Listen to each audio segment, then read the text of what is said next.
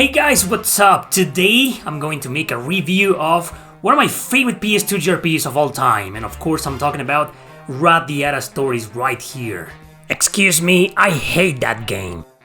Dude, nobody cares if you hate this game or not. Still hate it. But this is my review, okay? Not yours, mine. Alright, fine. I'm gonna start doing my own damn reviews from now on. You piece of sh**. Let's begin! Released in the year 2005, developed by Triace, this is one of the most criminally underrated JRPGs of all time. You take control of Jack Russell, a young fella who wants to be a knight of the enormous city of Radiata, just like his father was. The latter has been missing for quite some time, allegedly dead, but because of his service to the kingdom, Jack gets hired into the Knights alongside Ridley Silverlake, both under the command of Gans Rothschild, and they establish the Rose Cochon Brigade. On their first mission, they get sent to the Dwarf Kingdom to establish some good relationships, and this is where you find out the kind of world you live in.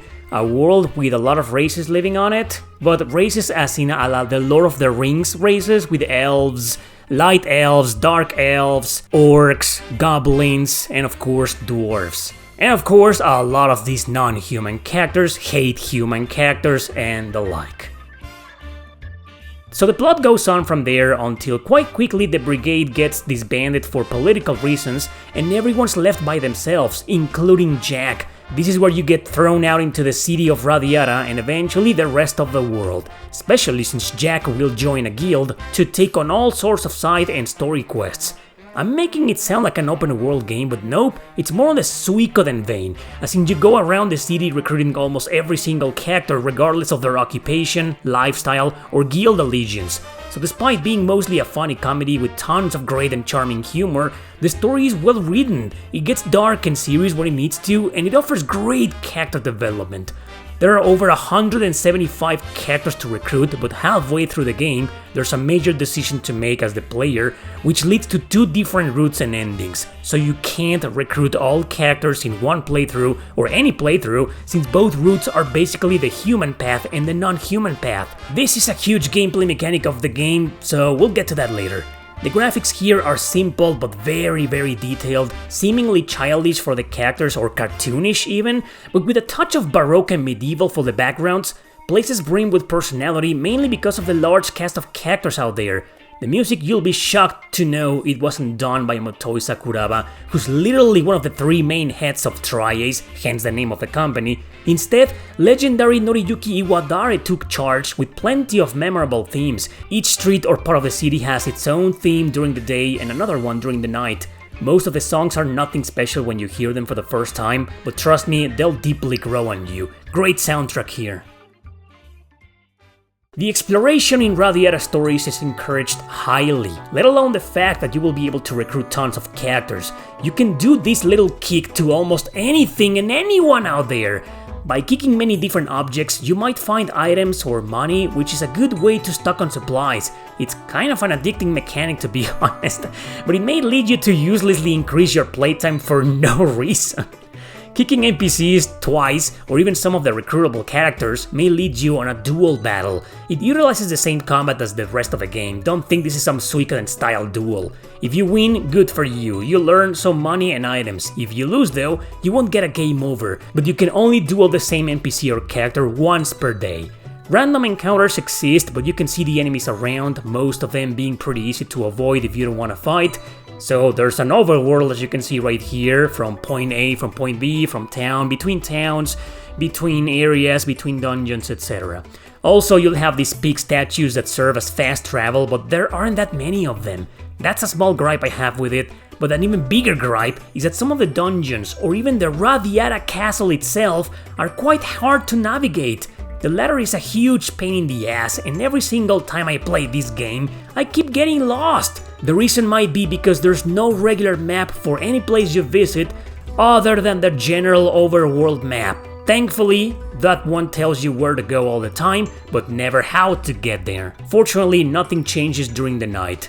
That's right, the game has a day and night cycle, and every single character in the world has a schedule. So let me explain how the recruitment system works in this game.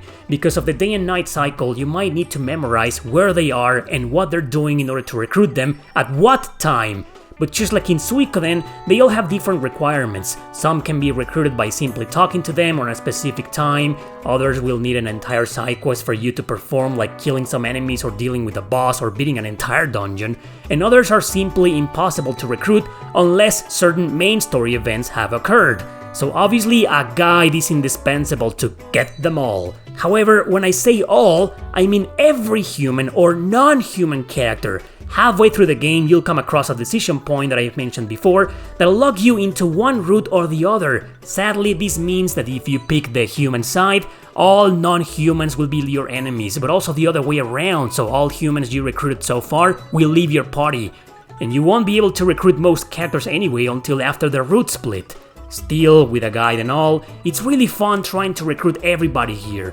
No bad ending exists if you don't recruit them all. The ending solely depends on the route you take. No permadeath exists here either, by the way. So what are these characters recruited for, you ask? Battle, of course. As I mentioned at the beginning, this is an action RPG, but one where the only playable character is Jack. Everybody else will be controlled by the AI. Up to 3 more characters can join Jack in battle and will always start in this overview in front of the enemies. It's basically a clunky hack and slash, but one that has surprisingly aged pretty well. I thought this combat would be frustrating and painful by now, but nope, it's still as fun as before. Or perhaps I have it engraved within my hands because I've beaten this game like 3 times. So, Jack's initial weapon will be a one-handed sword, but eventually you'll be able to find or buy spears, axes, or two-handed swords. No matter what though, as you gain experience, you'll learn more moves for Jack's combos in battle. Every move you learn costs action points and every weapon has a limit. You can select which moves and in what order Jack will execute at the click of the action button in the menu. There's no MP system for anyone here, however. Instead, there's a voltage yellow bar, and Jack will also learn some moves like this one, which breaks an enemy's guard, at the cost of some points of it. Once it fills up to max though, Jack or some specific characters will trigger a special attack that does great damage, consuming the entire bar. Jack can also use items with a shortcut button, which is the left trigger, but also order someone else to use that item. This is great for tricky situations, especially when using revival items. But using items leaves you vulnerable as this animation needs to play out first, with the item flying around the character. Weird. After gaining enough experience, your equipped skill will go up by 1 star and so on until you master it. These skills are passive and every character has at least one of them being trained as you do battle. However, Jack is the only character whose equipment, skills, weapon, armor, or accessories can be altered. You cannot change anyone else's for some reason, so in other words, Jack is the only customizable character in the entire game. Anyway, eventually you'll also learn a wide variety of formations. These are there to lock your party in a fighting group with different buffs, but also some penalties. I'll be completely transparent with you. I never got around any of them with the exception of a couple of boss battles where I found them useful, but I got around the large majority of the game, post-game dungeon included, without any formation whatsoever. Thankfully they're optional, and I don't mean they're useless, I just suck at being good with most of them. This is a challenging game, and the second half will be brutal if you're unprepared. Always stock on tons of healing and revival items. Grinding will be necessary before a few boss fights, especially the last ones. No difficulty settings exist, so you're stuck with the intended level of challenge here. And about changing party members, you'll always have to be in town to do so, so you can't do it anywhere you like. Yeah, I know. This is a really fun game anyway, worth the grinding, the painful deaths, and the frustrating controls it has as opposed to modern action RPGs. It's a highly unique video game, mostly for its exploration and recruiting mechanics than anything else, but I believe that the characters themselves, the large cast of them, is what makes this game so interesting, so addicting, memorable, and compelling to play.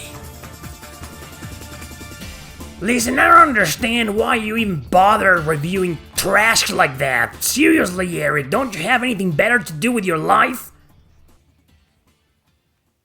Remember when you were this freaking tiny, a little freaking minuscule lizard back in the day? No, okay, don't say that, yeah. Don't show them that, no, okay, I'm done, I'll behave, I'll shut up. So that's Radiata Stories for you on the PlayStation 2. Amazing game, definitely check it out. Thanks for watching, don't forget to subscribe and share this video with your friends. See you next time!